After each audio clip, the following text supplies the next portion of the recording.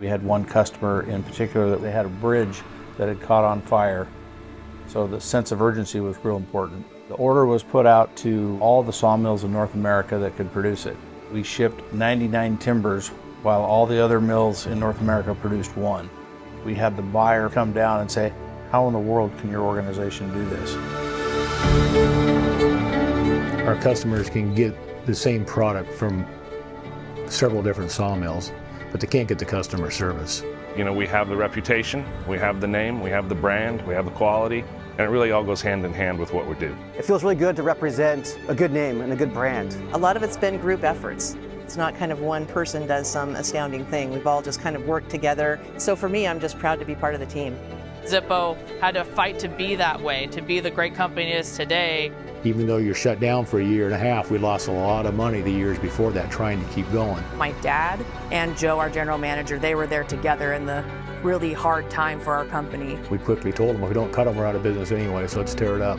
We understand why my dad is so passionate about this. We understand why my grandpa still came to the office until he was 94 years old.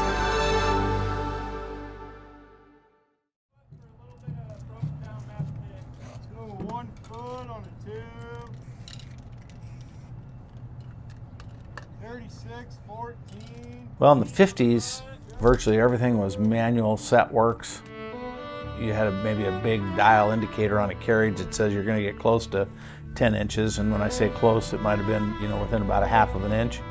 Where today, technology between scanning and controls, you can place and cut within about 60 thousandths of an inch. But technology is only so far because it's really about the people that run the items. I always say we put a lot of fingerprints on our wood, from forest to the finished customer. They think it's all the equipment that we buy and the technology that we buy, but it's the people that run it. Our biggest assets are employees.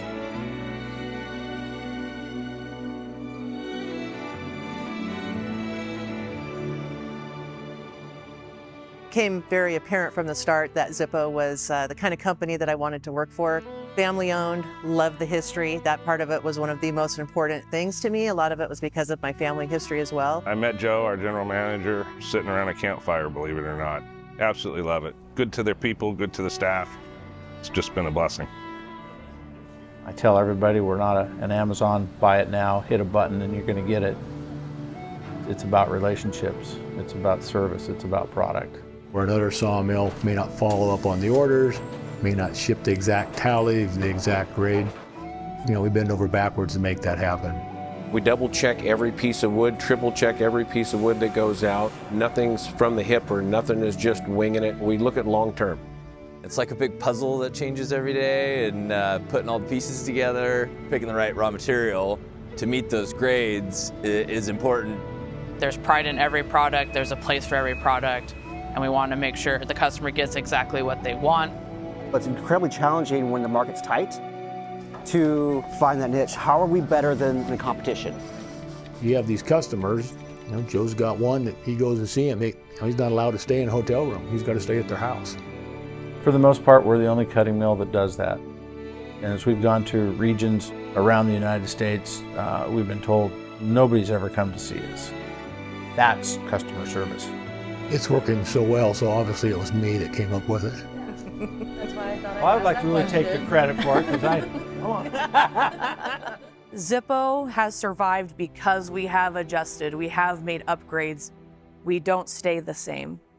The old cut and run where you'd go out and cut acre after acre and you wouldn't replant it and move on to the next, that went away 100 years ago. Every time we cut down a patch of trees to go through the mill, we replant. That way in 60 years we can go back and have that same fiber and keep the whole business running. we use 100% of the log. We capture all the bark, whether we're able to take it off with a debarker or we scrape it up off the asphalt.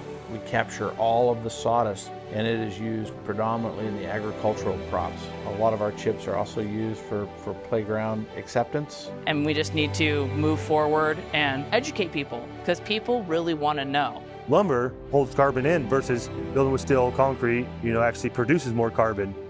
People don't realize what we're doing here. There's such a huge impact on that.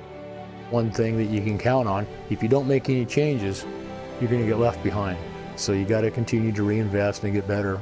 People ask, you know, what are your accomplishments you're most proud about? And at least with me, it goes back to the tough times. When you're in the middle of the tough times, you're not making money, you're struggling to keep employees, it's hard to see that light at the end of the tunnel. So when you finally exit and get to the other side, and then you can look back and say, that was kind of fun. But when you're in the middle of it, pretty tough work. Somewhere in your careers, you may have to adjust. I'll let you guys worry about that.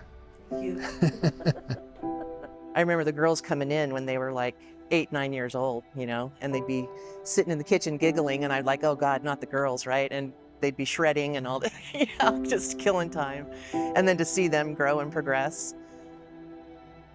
And a lot of us that are of my age, it's kind of like, gosh, when Carl retires, what's going to happen, right? And so when the girls decided they wanted to, it was just like, I mean, it's like we knew it was going to go on. You know, it gives me goosebumps. It's cool. They're a great family. That's not a recorded thing. That's just me saying to you.